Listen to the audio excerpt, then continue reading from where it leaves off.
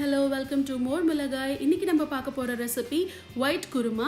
இந்த White Kuruma எப்படி பண்ணலாம் என்னென்ன ingredients தேவைங்கறத பார்க்கலாம். First ஒரு கப் carrot, ஒரு கப் beans, ஒரு கப் chow இது மூணையும் நறுக்கி நான் ஒண்ணா வச்சிருக்கேன். நீங்க வேணும்னா உருளைக்கிழங்கு, cauliflower, நூல்கோல் இதெல்லாம் வச்சுக்கலாம். ஒரு கப் வந்து பச்சை பட்டாணி எடுத்து வச்சிருக்கேன்.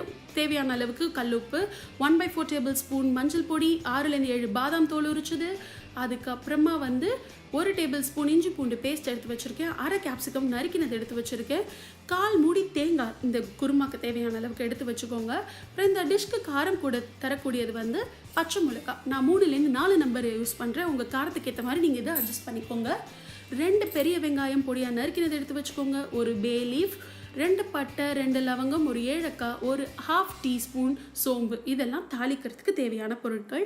இந்த காய்கறியை வேக வைக்கிறதுக்கு தண்ணியும் அதுக்கப்புறமா தாளிச்சு கொட்டுறதுக்கு வந்து ஆலிவ் ஆயில் எடுத்திருக்கோம்.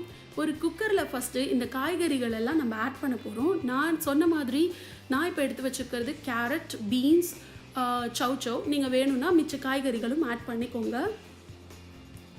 இப்போ இந்த காய்கறிகளை இந்த குக்கரில் ஆட் பண்ணிக்கிறோம். அது கூடவே நான் இந்த எடுத்து வச்சிருக்கிற ஃப்ரெஷ் பட்டாணியும் ஆட் பண்ணிக்கிறேன். உங்ககிட்ட ஃப்ரெஷ் இல்லை மஞ்சள் பொடி ஆட் பண்ணுறேன். உங்ககிட்ட ஃப்ரெஷ் பட்டாணி இல்லைன்னா நீங்கள் முதல் நாள் நைட்டே ஊற வச்சதை ஆட் பண்ணிக்கலாம். இது வந்து உப்பு தேவையான அளவுக்கு ஆட் பண்ணிக்கிறேன். இப்போது இது முழுகிற அளவுக்கு தண்ணி விட்டுக்கிறோம். இந்த காய்கறி ரொம்ப நிறையா விட்டுடாதீங்க, தண்ணியை வேஸ்ட் பண்ணாதீங்க. வேக வச்ச தண்ணியை அப்படி வேஸ்ட் ஆகும் நீங்கள் நினச்சிங்கன்னா, ரொம்ப நிறையா இருந்ததுன்னா அதை கொஞ்சமாக வடிகட்டி நீங்கள் அடுத்து பண்ண போகிற ரசத்துலேயோ சாம்பார்லேயோ சூப்லேயோ அதை ஆட் பண்ணிக்கலாம். இப்போது இதை நல்லா மூடி போட்டு ஒரு 3 ல 4 விசில் நல்லா வேக விட்டு எடுத்து வச்சுக்கோங்க ஒரு தனியாக ஒரு பாத்திரத்தில். அந்த மீன் டைம் நம்ம என்ன பண்ணலாம் அப்படின்னா, நம்ம ஒரு பேஸ்ட் ரெடி பண்ணணும். தேங்காய், பாதாம், பச்சை மிளகாய் இது 3 யூஸ் பண்ணி நம்ம ஒரு பேஸ்ட் இப்போ அரைச்சிக்க போகிறோம். மிச்ச இன்க்ரீடியன்ஸ் எல்லாம் நம்ம ஃப்ரை பண்ணணும் ஆயிலில். இப்போ ஒரு மிக்ஸி ஜார் எடுத்து நான் இந்த 3 இன்க்ரீடியன்ஸையும் ஆட் பண்ணி ஒரு பேஸ்ட் ஆக்கிக்க போகிறேன். பாருங்கள், ஒரு மிக்சர் ஜாரில் தேங்காய், பாதாம், பச்சை மிளகாய் நான் ஆட் பண்ணியிருக்கேன். அது ஒரு ஃபைன் பேஸ்ட்டாக நான் அரைச்சி எடுத்து வச்சுருக்கேன். அந்த பேஸ்ட் இப்படி தான் இருக்கும், நீங்கள் எடுத்து வச்சுக்கலாம். இப்போ ஒரு கடாயை ஹீட் பண்ணி ஒரே 1 டீஸ்பூன் அளவுக்கு ஆலிவ் ஆயில் இதில் நான் ஆட் பண்ணியிருக்கேன்.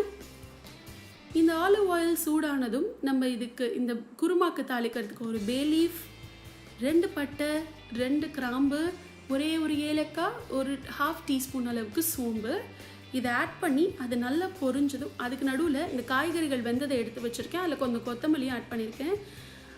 அந்த பே லீஃப் எல்லாம் பொரிஞ்சோன்னு 1 டீஸ்பூன் இஞ்சி பூண்டு பேஸ்ட் ஆட் பண்ணி நம்ம நறுக்கி வச்சுருக்கிற வெங்காயத்தையும் அதில் ஆட் பண்ணி நல்லா வதக்கிக்கிறோம். பாருங்கள், வெங்காயத்தோட கலர் சேஞ்ச் ஆனதும் நான் நறுக்கி வச்சுருக்க 1/2 கேப்சிகம் இதில் ஆட் பண்ணிக்கிறேன். பாருங்கள், இது 2 வெந்தோடனே இந்த நம்ம வேக வச்சு எடுத்து வச்சுருக்கிற காய்கறிகள் அதோட தண்ணியோடைய இது கூடி ஆட் பண்ணிக்கிறேன். இது நல்லா மிக்ஸ் பண்ணிக்கோங்க. அந்த காய்கறிகள் எல்லாமே அந்த வெங்காயத்தோட அதோட உப்பு எல்லாம் சேரணும். இப்போ நான் கொஞ்சமாக 1 டீஸ்பூன் அளவுக்கு கரம் மசாலா ஆட் பண்ணிக்கிறேன். கரம் மசாலா வேண்டான்னு நினைக்கிறவா அதை விடவும் செய்யலாம், போடாமையும் இருக்கலாம்.